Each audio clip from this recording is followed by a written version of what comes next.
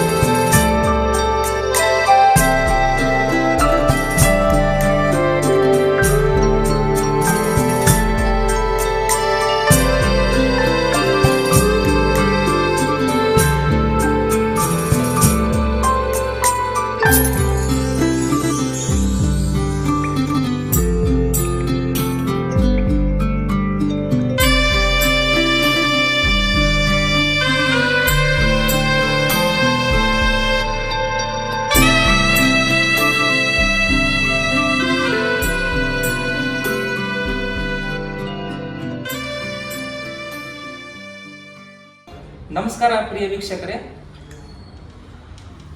ನಮಗೆ ಬಹಳ ಸಂತೋಷ ಆಗ್ತಾ ಇದೆ. ಇವತ್ತು ಧಾರವಾಡದಲ್ಲಿ 3 ದಿನಗಳ ಚಿತ್ರಕಲಾ ಪ್ರದರ್ಶನಕ್ಕೆ ನಾವು ಇಲ್ಲಿ ಬಂದಿದ್ದೇವೆ. ನಮ್ಮ ಮಧ್ಯೆ ಖ್ಯಾತ ಕಲಾವಿದರು, ಕಲಾ ಶಿಕ್ಷಕರು ಆದಂಥ ಶ್ರೀ ಮಹಾದೇವ್ ಜಗತಾಪ್ ಕಲಾವಿದರು ಬಂದಿದ್ದಾರೆ. ಇವರು ಜಿಲ್ಲಾ ರಾಜ್ಯೋತ್ಸವ ಪ್ರಶಸ್ತಿ ವಿಜೇತರು, ಬಹಳಷ್ಟು ನಮಗೆ ಆತ್ಮೀಯರು. ಹೇಗೆ ಆತ್ಮೀಯರು ಅಂತಂದರೆ ಬಹಳ ವರ್ಷದಿಂದ ಅವರ ಒಡನಾಟ ಇದೆ. ಅವರ ಮಗ ದೀಪಕ್ ಜಗತಾಪ್ ಮತ್ತು ನಾನು ಒಂದೇ ಕಾಲೇಜಿನಲ್ಲಿ ಚಿತ್ರಕಲಾ ಪದವಿಯನ್ನು ಪಡೆದಿದ್ದೇವೆ. ಸರ್, ತಮಗೆ ನಮ್ಮ ಕಲಾಸ್ಪರ್ಶ್ ಚಿತ್ರಕಲಾ ಅಕಾಡೆಮಿ ವತಿಯಿಂದ ತುಂಬು ಹೃದಯದ ಸ್ವಾಗತವನ್ನು ಕೋರ್ತಾ ಇದ್ದೀವಿ ಸರ್.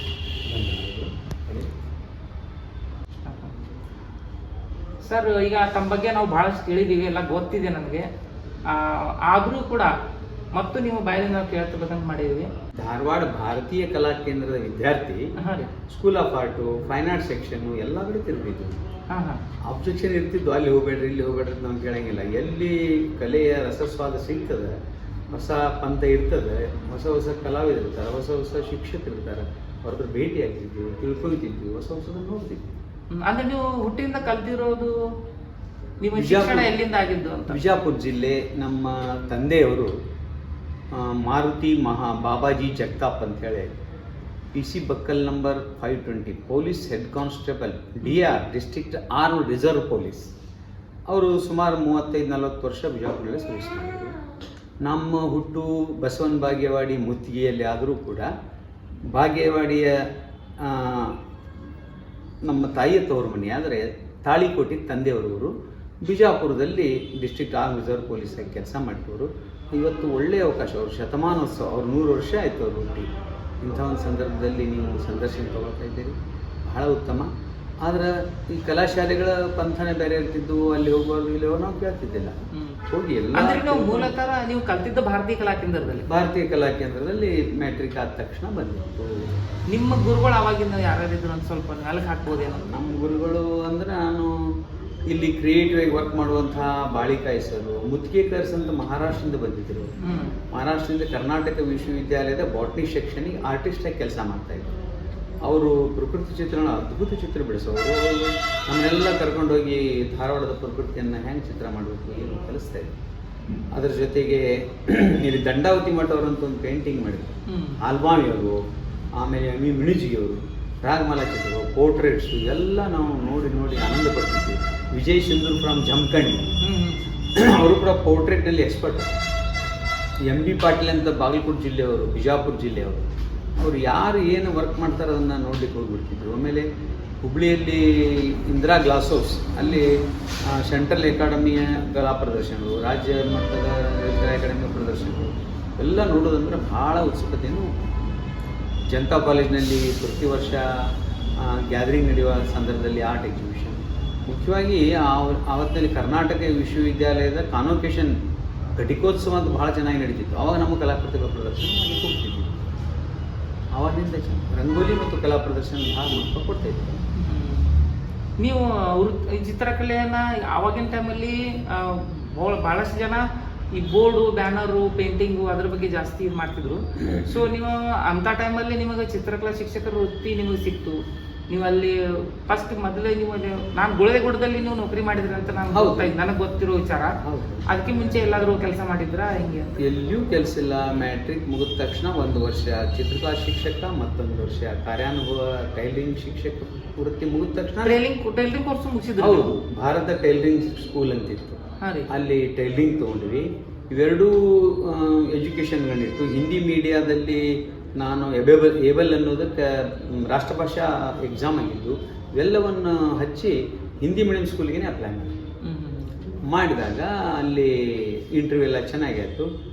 16ಕ್ಕೆ ಮ್ಯಾಟ್ರಿಕ್ಕು, 17 DTC, 18 CCT, 19ಕ್ಕೆ ನೌಕರಿ ಎಂಟ್ರಿನೇ. 19ರಿಂದ 60ರವರೆಗೆ 41 ವರ್ಷ 9 ತಿಂಗಳ 5 ದಿವಸ ಸರ್ವಿಸ್. ನಂತ ಬಹುಶಃ ಕರ್ನಾಟಕ ರಾಜ್ಯವಾಗಿ ಇಷ್ಟು ದೊಡ್ಡ ಸರ್ವಿಸ್ ಯಾರಿಗೆ ಸಿಕ್ಕಿರಲಿಲ್ಲ. ದೊಡ್ಡ ಸರ್ವಿಸ್ ಸಿಕ್ತು. ಈಗ ನಿಮ್ಮ ಮನೆತನದೊಳಗೆ ಯಾರಾದರೂ ಕಲಾ ಇದ್ದಂಥವ್ರು, ಯಾರಾದರೂ ಅಂದ್ರೆ ನಮ್ಮ ಅಪ್ಪರು ಒಳ್ಳೆಯ ವಾಸ್ತುಶಿಲ್ಪಿಗಳು, ಉತ್ತಮವಾದಂಥ ಕಟ್ಟಡಗಳು ಕಟ್ತಿದ್ರು ಅಂತ ಹೇಳಿ ಅವು ಸೆಲ್ಸ್ ಇರಲಬಹುದು. ಮೆಟ್ರಿಕ್ ಆದ ನಂತರ ನನ್ನ ಉದ್ದೇಶ ನೇವಿ ಅಥವಾ ಏರ್ಫೋರ್ಸ್ನಲ್ಲಿ ಸರ್ವಿಸ್ ಕೊಡಬೇಕನ್ನೋದೇ ಇತ್ತು. ಹೋಗಿದ್ದೆ, ಇಂಟರ್ವ್ಯೂ ಕೊಟ್ವಿ, ರಿಟರ್ನ್ ಟೆಸ್ಟ್ ಎಲ್ಲ ಚೆನ್ನಾಗಿ ಆಯಿತು. ನಾನು ಮತ್ತು ನಮ್ಮ ವೈನಿಯವರ ತಮ್ಮ ಇಬ್ಬರು ಕೂಡ ಇಲ್ಲಿ ಹುಬ್ಳಿಯಲ್ಲಿ ಇಂಟರ್ವ್ಯೂ ಹೋಗಿದ್ವಿ. ನಂದು ಮಾರನೇ ದಿವಸ ನಿಮ್ಮದು ಸೆಲೆಕ್ಟ್ ಆಗಿದೆ, ಬನ್ನಿ ನೋಡೋಣ, ಮೆಡಿಕಲ್ ಚೆಕ್ ಮಾಡೋಣ ಅಂತ ಹೇಳಿದರು. ಅವನು ನನ್ನ ವೈನಿಯವರ ತಮ್ಮ ಒಂದು ಅರ್ಜಿ ರಿಜೆಕ್ಟ್ ಆದ್ದು. ಅವನು PSI ಸರ್ವಿಸ್ ಮಾಡಿದರು, ಕೃಷ್ಣ ಜಾಧವ್ ಅಂತ, ಕೃಷ್ಣ ಚವ್ಹಾಣ್. ನಾನು ಮರುದಿವ್ಸ ಟೆಸ್ಟ್ಗೆ ಹೋದಾಗ ಮೆಡಿಕಲ್ ಟೆಸ್ಟ್ನಲ್ಲಿ ಲೆಫ್ಟ್ ಐ ಡಿಫೆಕ್ಟ್ ಅಂತ ತೆಗೆದು, ಆವಾಗಿನಿಂದ ನಾನು ಲೈನ್ ಚೇಂಜ್ ಆಯಿತು. ಅಲ್ಲಿ ಮಿಲಿಟ್ರಿಯಲ್ಲಿ ಯಾವ ರೀತಿ ಸರ್ವಿಸ್ ಕೊಡಬೇಕು, ದೇಶಕ್ಕೆ ಯಾವ ರೀತಿ ನಾನು ಪ್ರಖ್ಯಾತಿ ಪಡಿಬೇಕು, ಆಮೇಲೆ ದೊಡ್ಡ ಸರ್ವಿಸ್ ಕೊಡಬೇಕು ಅನ್ನೋ ಭಾವನೆ ಇತ್ತು.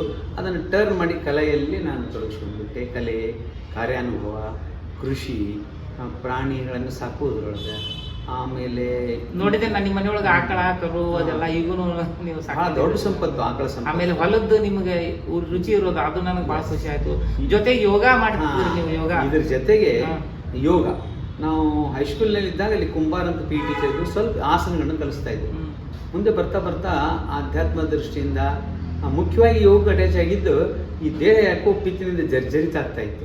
ಮುಂದೆ ಇದನ್ನು ಪರಿಹಾರ ಹೇಗೆ ಮಾಡಬೇಕು ಅಂದಾಗ ಯೋಗದೊಳಗೆ ಪರಿಹಾರ ಇದೆ ಅಂದಾಗ ಮಲ್ಲಾಡಹಳ್ಳಿ ರಾಘವೇಂದ್ರಾಚಾರ್ಯ ಸ್ವಾಮೀಜಿ ಹತ್ರ ಹೋಗಿ ರಾಘವೇಂದ್ರಾಚಾರ್ಯ ಹತ್ರ ಹೇಳಿದಾಗ ಏನು ದೊಡ್ಡದು ಒಂದು 21 ದಿವಸ ನಮ್ಮಲ್ಲಿ ಕೋರ್ಸ್ ಮಾಡಿರಿ, ಎಲ್ಲ ಕಲಿಸ್ಬಿಡ್ತೀವಿ ಅಂದರು. ಅವಾಗ ಅವರಿಂದ ಪಡೆದುಕೊಂಡಂಥ ಜ್ಞಾನ ಎಲ್ಲ ವಿದ್ಯಾರ್ಥಿಗಳಿಗೆ ಕೊಡ್ತಾ ಇದ್ದೀವಿ, ನಮ್ಮ ಮಕ್ಕಳಿಗೆ ಕೊಟ್ಟಿದ್ದೀವಿ. ಅದೊಂದು ಗಟ್ಟಿ ಜ್ಞಾನ. ಈ ಯಾವುದೇ ಫೀಲ್ಡ್ನಲ್ಲಿ ಹೋಗಲಿ ಯೋಗ ಮತ್ತು ಚಿತ್ರಕಲೆ ಮಾಧ್ಯಮದಿಂದ ನಾವು ಬೆಳೆದಿವಿ ಅಂದರೆ ಭಾಳ ಗಟ್ಟಿಯಾಗಿ ಬೆಳಿತೀವಿ. ಭಾಳ ಖುಷಿ ಸರ್ ಆ್ಯಕ್ಚುಲಿ. ಆಮೇಲೆ ಇನ್ನೊಂದು, ಈಗ ಚಿತ್ರಕಲಾ ಶಿಕ್ಷಕರಾಗಿ ನಿಮಗೆ ಹೆಂಗೆ ಅನಿಸ್ತು ನೀವು ಸರ್ವಿಸ್ ಮಾಡಿದ್ರಿ ಮತ್ತು ನೀವು ನಿವೃತ್ತಿಯನ್ನು ಹೊಂದಿದ್ರಿ, ನಿಮಗೆ ಹೆಂಗೆ ಅನಿಸ್ತಾಕತೈತಿ ಚಿತ್ರಕಲಾ ಶಿಕ್ಷಕರದ ಒಂದು ವೃತ್ತಿ ಹೆಂಗೆ ನಿಮ್ಗೆ ಅನಿಸ್ತು? ಚಿತ್ರಕಲಾ ಶಿಕ್ಷಕ ವೃತ್ತಿ ಬಹಳ ಪವಿತ್ರವಾದ ವೃತ್ತಿ ಇದೆ. ಇದು ಚಿತ್ರಕಲೆ ಮಾನವ ಜನಾಂಗದೊಂದಿಗೆ ಬಂದಂಥ ಭಾಷೆ, ಮಾಧ್ಯಮ. ಆ ಕಾರಣಕ್ಕೆ ಇಲ್ಲಿ ವಿದ್ಯಾರ್ಥಿಗಳಿಗೆ ನಾವು ಚಿತ್ರಕಲಾ ಶಿಕ್ಷಣ ಕೊಡುವುದರಿಂದ ವಿದ್ಯಾರ್ಥಿಗಳು ಸೃಜನಶೀಲರಾಗಿ ಬೆಳೀತಾರೆ. ಆಮೇಲೆ ಸರಳವಾದ ಮಾಧ್ಯಮ ಇದು, ಭಾಷಾ ಮಾಧ್ಯಮ, ಗಣಿತ ಮಾಧ್ಯಮದಿಂದ ಬುದ್ಧಿಯನ್ನು ಡೆವಲಪ್ಮೆಂಟ್ ಮಾಡ್ಕೊಳ್ಳೋದಲ್ಲ. ಇದು ಸರಳವಾದ ವರ್ಣ ಮಾಧ್ಯಮ, ರೇಖಾ ಮಾಧ್ಯಮ, ಭಾವನಾ ಮಾಧ್ಯಮ. ಈ ಒಂದು ಆಕಳ ಚಿತ್ರ ತೆಗಿಬೇಕಾಗಿದೆ ಅಂದರೆ ತನ್ನ ಸ್ಮರಣೆಗಳ ಆಕಳ ಹೆಂಗಿರ್ತದೆ, ಕೊಂಬೆ ಹೆಂಗಿರ್ತಾವೆ, ಅದ್ರ ಮಲಿ ಹೆಂಗಿರ್ತಾವೆ, ಹಾಲು ಹೆಂಗಿರ್ತದೆ, ಕಿವಿ ಹೆಂಗಿರ್ತದೆ, ಅದು ಎಷ್ಟು ಸಂಭಾಯ್ತ ಇರ್ತದೆ, ಹಿಂಗೆಲ್ಲ ಟ್ರೇಸ್ ಮಾಡ್ತಾ ಮಾಡ್ತಾ ಮಾಡ್ತಾ ಅಲ್ಲಿ ಬುದ್ಧಿ ಡೆವಲಪ್ಮೆಂಟ್ ಆಗೋದ್ರ ಜೊತೆಗೆ ಕೈಕಾಲು ಡೆವಲಪ್ಮೆಂಟ್ ಆಗ್ತಾವೆ, ಕೈಬೆರಳು ಡೆವಲಪ್ಮೆಂಟ್ ಆಗ್ತಾವೆ. ಚಂದ ಕಾಣಲಿಲ್ಲ ಅಂದ್ರೆ ಬಣ್ಣ ಹಚ್ತಾನ, ತಿಕ್ತಾನ. ಈ ಅಬ್ಸರ್ವೇಷನ್, ಟೋಟಲ್ ಇಮ್ಯಾಜಿನೇಷನ್ ಮಾಡ್ತಾ ಮಾಡ್ತಾ ಹೋಗ್ತಾನೆ. ಅಬ್ಸರ್ವೇಷನ್ ಮಾಡಿ ಮತ್ತೆ ಎದುರಿಗಿಂಥ ವಸ್ತುಗಳನ್ನ ನೋಡ್ಲಿಕ್ಕೆ ಹಚ್ತಾರೆ. ಈಗ ಚಿತ್ರಕಲೆ ಹಂತಗಳು ನೋಡಿ ಮಾಡುವುದು, ಕಲ್ಪನೆಯಿಂದ ಮಾಡುವುದು, ಚಾಲೆಂಜ್ ಆಗಿ ಎಡಗಡೆ ಇರೋದು ಬಲಗಡೆ ಮಾಡೋದು, ಬಲಗಡೆ ಇರೋದು ಎಡಗಡೆ ಮಾಡೋದು, ಆಮೇಲೆ ಹೊಸದನ್ನು ಕ್ರಿಯೇಟ್ ಮಾಡೋದು. ಇದೆಲ್ಲ ಏನು ಮಾಡ್ತದೆ, ಮನುಷ್ಯನ ಬುದ್ಧಿಯನ್ನು ಬೆಳೆಸ್ತದೆ. ಆಮೇಲೆ ವಾಸ್ತವಿಕವಾದ ಉತ್ತಮ ಮಾರ್ಗದಲ್ಲಿ ಒಯ್ಲಿಕ್ಕೆ ಮಾರ್ಗ ಆಗ್ತದೆ. ಇದು ಒಂದು ಬುದ್ಧಿ ಡೆವಲಪ್ಮೆಂಟ್ ಮಾಡೋದಾದ್ರೆ, ಇನ್ನೊಂದು ಯೋಗ ಏನು ಮಾಡ್ತದೆ, ನಮ್ಮ ನರಮಂಡಲಗಳಿಗೆ, ಸ್ನಾಯುಗಳಿಗೆ, ಎಲುಬುಗಳಿಗೆ ಒಳ್ಳೆ ಸಂಸ್ಕಾರ ಕೊಡ್ತದೆ. ಬುದ್ಧಿಗೆ ಸಂಸ್ಕಾರ ಕೊಡಲಿಕ್ಕೆ ಸ್ವಲ್ಪ ದೊಡ್ಡವರಾದ ನಂತರ ಧ್ಯಾನ, ಓಂಕಾರ ಉಪಾಸನೆ ಇಂಥವೆಲ್ಲ ಕಲಿಸ್ಬೇಕು. ಆಮೇಲೆ ಈಗ ಏನಾಗ್ಬಿಟ್ಟಿದ್ರಿ ಸರ್, ಈಗ ಎಲ್ಲ ಕಡೆನೂ ಎಲ್ಲೇ ಹೋದ್ರಿ ನೀವು, ಎಲ್ಲ ಸ್ಕೂಲ್ನಾಗೂ ಏನಂದ್ರೆ ಡ್ರಾಯಿಂಗ್ ಟೀಚರ್ ಬೇಕಾ, ಈಗ ಅವರಿಂದ ನಡೆಯೋದಿಲ್ಲ ಅನ್ನೋ ಥರ ಸಿಸ್ಟಮ್ ಇದೆ. ಆದರೂ ಮತ್ತು ಎಲ್ಲ ಕಡೆ ಮತ್ತು ಕೊರತೆಯೂ ಇದೆ. ಡ್ರಾಯಿಂಗ್ ಟೀಚರ್ ಒಳ್ಳೆ ಡ್ರಾಯಿಂಗ್ ಟೀಚರ್ ಸಿಗುವುದಿಲ್ಲ ಅನ್ನತಕ್ಕಂಥದ್ದು ಕೆಲವೊಂದು ಕಡೆ. ಆದರೆ ಇನ್ನೊಂದು ಏನಂದ್ರೆ ಒಂದು ಆತ್ಮತೃಪ್ತಿ, ಒಂದು ಸಂತೋಷ. ಈಗ ನಿಮ್ಗೆ ಒಂದು ಚಿತ್ರಕಲಾ ಕ್ಷೇತ್ರದೊಳಗೆ ನಿಮಗೆ ಅನಿಸಿದ್ದು ಇಲ್ಲಿವರೆಗೂ, ನಾನು ಚಿತ್ರಕಲಾ ಕ್ಷೇತ್ರದೊಳಗೆ ನಾನು ಹಿಂಗೆ ಮಾಡಿದೆ, ಇಂಥದ್ದು ನನಗೊಂದು ಖುಷಿ ಕೊಟ್ಟದ ಭಾಳ ಅಂತಕ್ಕಂಥದ್ದು ವಿಚಾರ ಇದ್ರೆ ಯಾವ್ದಾದ್ರು ಹೇಳಿ. ಪ್ರತಿಯೊಂದು ಚಿತ್ರಕಲಾ ಕೃತಿ ಮಾಡುವಾಗ ಒಂದು ತುಮುಲಿರ್ತದೆ, ಮಾಡಿದ ನಂತರ ಪೂರ್ತಿಯಾಗಿ ತೃಪ್ತಿ ಸಿಗ್ತದೆ. ಯಾವಾಗ ನನ್ನ ಮನಸ್ಸಿಗೆ ತೃಪ್ತಿ ಸಿಗ್ತದೆ ಅಂತ ನನ್ನಂಥ ಮನಸ್ಸುಗಳು ಸಾಕಷ್ಟಿವೆ, ಅವು ಕೂಡ ತೃಪ್ತಿಯನ್ನು ಪಡ್ತಾವೆ. ಈ ಮಾಡುವ ಕ್ರಿಯೆಯಲ್ಲೇನೈತಿ, ಮನುಷ್ಯ ಪೂರ್ತಿ ತೊಡಗಿಕೊಂಡಾಗ ಯಾವುದೇ ಕಷ್ಟಕರ ಕೆಲಸವಾಗಲಿ ಅದನ್ನು ಮಾಡಿ ಮುಗಿಸುವಂಥ ಛಲ ಅದರೊಳಗೆ ಬೆಳೀತಾ ಇದೆ. ಆಮೇಲೆ ಪ್ರಕೃತಿಯಲ್ಲಿ ಸುಂದರವಾದದ್ದನ್ನು ಹಿಡಿದು ಜನರಿಗೆ ತೋರಿಸ್ಬೇಕಾಗ್ತದೆ. ಅಥವಾ ಯಾವುದೋ ಒಂದು ಭಯಾನಕ, ಯಾವುದೋ ಒಂದು ದರಿದ್ರ ವ್ಯವಸ್ಥೆಯನ್ನು ಕೂಡ ಚಿತ್ರ ಬಿಡಿಸಿ ಇಂಥ ವ್ಯವಸ್ಥೆ ಬರಬಹುದು, ಅದನ್ನು ಎದುರಿಸ್ಲಿಕ್ಕೆ ಸಿದ್ಧ ಆಗ್ಬೇಕು ನಾವು ಅನ್ನುವಂಥದ್ದು. ಉದಾಹರಣೆಗಾಗಿ ಅಲ್ಲಿ 2-3 ಚಿತ್ರಗಳು, ಭೂಪಾಲದ ವಿಷಾನಿಲ ದುರಂತ ಇರ್ಬೋದು, ತದನಂತರ ಬಂದಂಥ ಕೊರೋನಾ ಸಾಂಕ್ರಾಮಿಕ ರೋಗ ಇರ್ಬೋದು, ಆ ನಂತರ ಬಂದಂಥ ತುರ್ತು ಪರಿಸ್ಥಿತಿ ಇರ್ಬೋದು, ಅವು ಚಾರ್ಕೋಲ್ನಲ್ಲೇ ಬಿಡಿಸಿದ್ದು. ಇವು ಬಿಡಿಸುವಿಕೆ, ಮಾಡುವಿಕೆ ನಮ್ಮನ್ನು ಪೂರ್ತಿಯಾಗಿ ಸೃಜನಶೀಲತೆಗೆ ತೊಡಗಿಸಿಕೊಡ್ತಾವೆ. ಆಮೇಲೆ ಈ ಚಿತ್ರಕಲಾಕೃತಿಗಳು ಆ ಮನುಷ್ಯನ ಶಾಂತಮಯವಾಗಿ ನೋಡ್ಲಿಕ್ಕೆ, ಥಿಂಕ್ ಮಾಡ್ಲಿಕ್ಕೆ ಹಚ್ತಾವ, ವಿಚಾರ ಮಾಡ್ಲಿಕ್ಕೆ ಹಚ್ತಾವ. ಈ ವಿಚಾರ ಮತ್ತೊಬ್ಬರ ಭಾವನೆಗಳನ್ನು ತಿಳಿದುಕೊಳ್ಳುವುದೇನೈತಿ, ಈ ವಿನಿಮಯ ಬಹಳ ಮಾನವ ಜೀವಿಗೆ, ಮನುಷ್ಯನಿಗೆ ಬಹಳ ಅವಶ್ಯಕ. ಆ ಕಾರಣದಿಂದ ಭಾರತ ದೇಶದೊಳಗೆ ಇಲ್ಲಿ ಶಿಲ್ಪ, ವಾಸ್ತುಶಿಲ್ಪ, ಚಿತ್ರ ಬಹಳ ಪ್ರಫುಲ್ಲಿತವಾಗಿ ಬೆಳೆದದ್ದು. ಇದಕ್ಕೆ ಕಾರಣ ಅಂದ್ರೆ ಇಲ್ಲಿರುವಂಥ ಭೌಗೋಳಿಕ ಅತಿ ಉಷ್ಣತೆ, ಅತಿ ಶೀತ, ಅತಿ ಮಳೆ, ಈ ಭೂಗರ್ಭದ ಭೂಮಿಯ ಹೊರಭಾಗದ ಉಷ್ಣ ಮತ್ತು ಸಮಶೀತೋಷ್ಣ ವಲಯದಲ್ಲಿ ಇರುವಂಥ ಈ ಜೀವಿ ಏನದ ಬಹಳಷ್ಟು ಪರಿಷ್ಕೃತವಾದಂಥ, ಬಹಳಷ್ಟು ಪ್ರಖ್ಯಾತಿ ಪಡೆದಂಥ, ಬಹಳಷ್ಟು ಉತ್ತಮ ಶೈಲಿಯಲ್ಲಿ ಬದುಕೋದನ್ನು ಕಲಿಸ್ಯದ. ಅದು ಸನಾತನ ಇರ್ಬೋದು, ಅದು ಹಿಂದೂನೇ ಇರ್ಬೋದು, ಅದು ಯಾವುದೇ ಇದ್ರೂ ಕೂಡ ಅದಕ್ಕೆ ಪರ್ಫೆಕ್ಟ್ನೆಸ್ ಬಂದು ಆ ದಿಕ್ಕಿಗೆ ಹೋಗ್ಬೇಕು ಅನ್ನೋದು ತೋರಿಸ್ಯದ. ಆ ಕಾರಣಕ್ಕೆ ಇವತ್ತು ಚಿತ್ರ ಬರೀ ಚಿತ್ರಕಲೆ ಆದರೆ ಸ್ವಲ್ಪ ದಿವಸದ ಕಾಲಘಟ್ಟದೊಳಗೆ ಮುಚ್ಚಿ ಹೋಗ್ಬೋದಂತ ಆ ಉತ್ತಮವಾದ ಶಿಲೆಯ ಮೇಲೆ ಶಿಲ್ಪಕಲೆಯನ್ನು ಮಾಡಿಸಿದ್ದಾರೆ. ಆ ಒಂದು ಗಟ್ಟಿಯಾದ ಶಿಲೆಯನ್ನು ನೈಸಾಗಿ ಕಟ್ ಮಾಡಿದ್ದನ್ನು ನೋಡಿದರೆ ಎಲ್ಲಿ ಆನೆಗಳ ಮುಖಾಂತರ ಅದಕ್ಕೆ ತಿಗರಿಗೆ ಹಾಕಿ ಲೇತ್ ಮಷಿನ್ಗೆ ಹಾಕಿ ಕಟ್ ಮಾಡಿ ತೆಗೆದಂತೆ ಇದೆ. ಅದು ಇನ್ನೂವರೆಗೂ ವಿಜ್ಞಾನಿಗಳಿಗೆ, ಸಂಶೋಧಕರಿಗೂ ಸಿಗಲಾರ್ದಂಗೆ ದೊಡ್ಡ ದೊಡ್ಡ ಕಲ್ಲುಗಳು ನೈಸಾಗಿ ಕಟ್ಟಾಗಿದ್ದು. ಹೇಗೆ ಕಟ್ಟಾಗಿದೆ? ಹಂಪಿ ಆಗ್ಬೋದು, ಬಾದಾಮಿ ಆಗ್ಬೋದು, ಬೇಲೂರು, ಹಳೆಬೀಡು, ಇವೆಲ್ಲ ಸವಾಲು. ಚಾಲೆಂಜ್. ಇವತ್ತಿಗೂ ವಿಜ್ಞಾನಿಗಳಿಗೆ ಗೊತ್ತಾಗ್ತಾ ಇಲ್ಲ. ಅಲ್ಲಿ ವನಸ್ಪತಿ ಹೆಚ್ಚು ಕಟ್ ಮಾಡ್ತಿದ್ರು, ಏನು ಆನೆಗಳನ್ನ ಒಂಟಿಗಳಿಂದ ಜಗ್ಗಿಸಿ ಒಂದು ಬೀಲಿ ಕುಂದಿಸಿ ಕಟ್ ಮಾಡ್ತಿದ್ರು. ಅಷ್ಟು ನೈಸಾಗಿ ಕಟ್ ಆಗ್ಬೇಕಾದ್ರೆ ಅದು ಚಾಲೆಂಜಬಲ್. ವಿಜ್ಞಾನಿಗೂ ಚಾಲೆಂಜಬಲ್, ಇವತ್ತು ಥಿಂಕರ್ಸ್ಗೂ ಚಾಲೆಂಜಬಲ್ ಆಗಿದೆ. ಈ ರೀತಿ ಇದೆ.